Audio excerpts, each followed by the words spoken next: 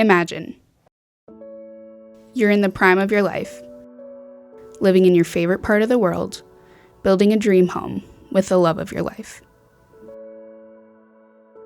Imagine you've blended your passion for technology with your love of the outdoors so you can work remotely and on your goal of becoming a wilderness guide. Imagine soaring hundreds of feet above the earth,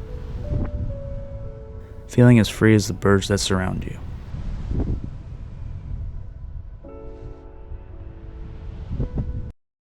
Now imagine, in the blink of an eye, everything has changed. This is the story of Casey Evanoff. No one at the site that he was flying with had my phone number, so our good friend Tom actually drove our minivan an hour and a half back to our property, and when Tom showed up and was the one that got out of the minivan, I knew something was really wrong.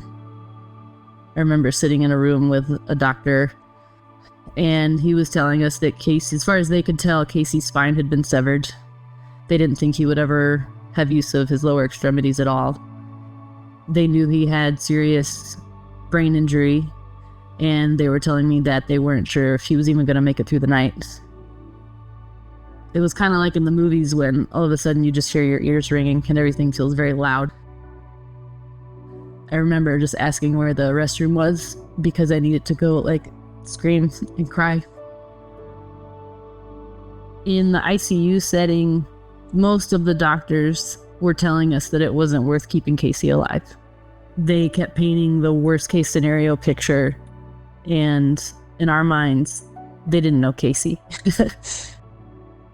I didn't believe that Casey wasn't going to make it through the night, but I knew how important to him his mobility was, and just knowing that they thought his spine was severed was really hard to hear.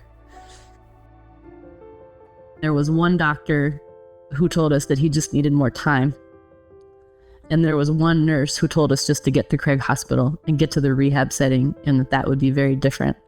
And I just feel so grateful for those people who supported believing in, our favorite person.